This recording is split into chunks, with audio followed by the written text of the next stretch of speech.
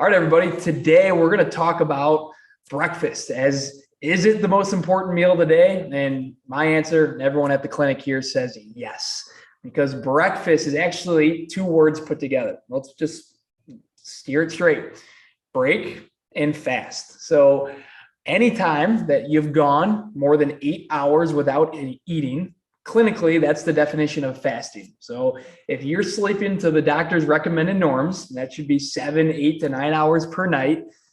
Ideally, when you wake up after those 7, 8, or 9 hours of sleeping, you are considered to be fasting because you haven't eaten for that amount of time.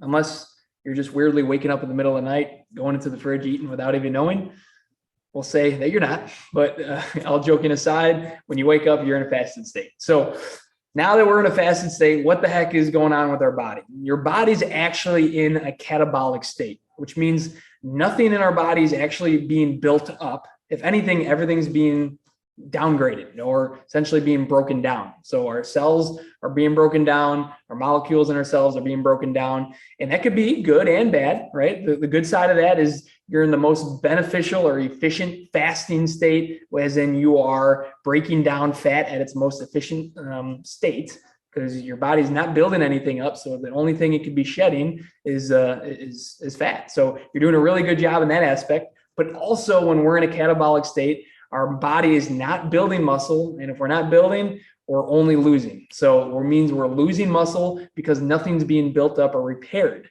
So that is a huge importance of saying, all right, if I'm in this catabolic state and my goal is to gain muscle or even build muscle, we got to do something in order to reverse that and turn that switch into an anabolic state where we're gaining muscle or repairing the tissue here. So we've gone those 8, 9, 10 hours, or say you're someone that likes waiting and eats later in the afternoon. Fine. Maybe you've gone 14, 16 hours without eating. We get to that first meal and we're going to break fast now. Okay. When it comes into that, the body needs to be steered in a said direction, right? We can have cake as our first meal of the day. We can have Cheerios as our first meal of the day, or we can talk about what we want, which is a great protein source as our first meal of the day. And we'll talk about why. And depending on what meal you have or what constituents are in that breakfast, your boat of the body is going to be steered in different ways. So let's talk about the most opportunistic way to break fast. And that's by consuming 40 to 50 grams of protein in your first meal. When you do so, there's 4 main things that happen. 1, that switch from being catabolic goes into anabolic.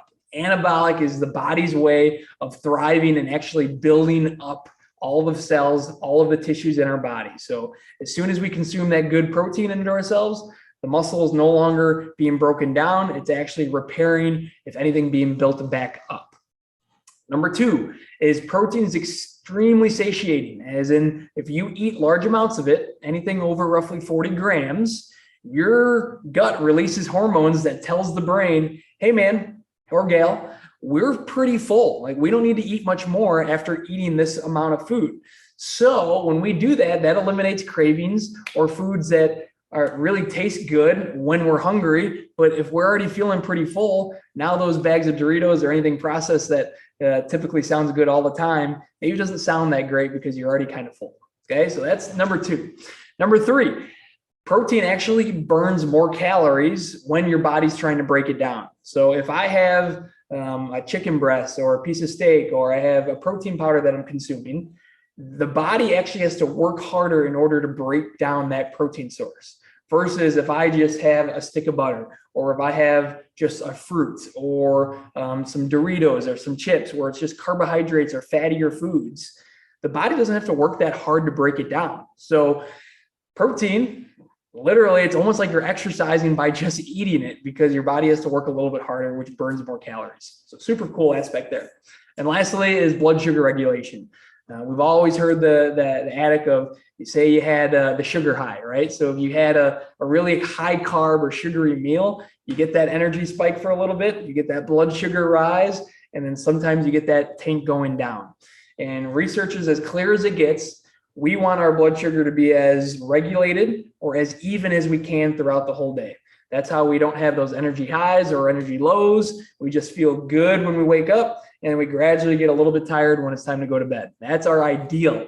And when we have high protein meal, 40 to 50 grams in our first meal throughout the day, we regulate our blood sugar pretty darn well. You may get a little bit of a lift where you feel good. You get a little bit of release of sugar into your blood, but then it evens out pretty darn well as long as it's not paired with a bunch of poor processed carbohydrates. All right. And that's what's the typical meal where we're having a bunch of breads or cereals or sugary products where we get that real quick energy high. And then by the time you get to school or by the time you get to work, you're craving a coffee or you're craving a nap because your energy levels are so darn low because of that up and down of your blood sugar. So protein, the first meal of the day, does 4 great things for us. It makes us feel full. It gives us great blood sugar regulation. It actually makes our body burn more calories, and it shifts our body from a catabolic state to an anabolic state. So we're building muscle or we're repairing muscle that we broke down days previously.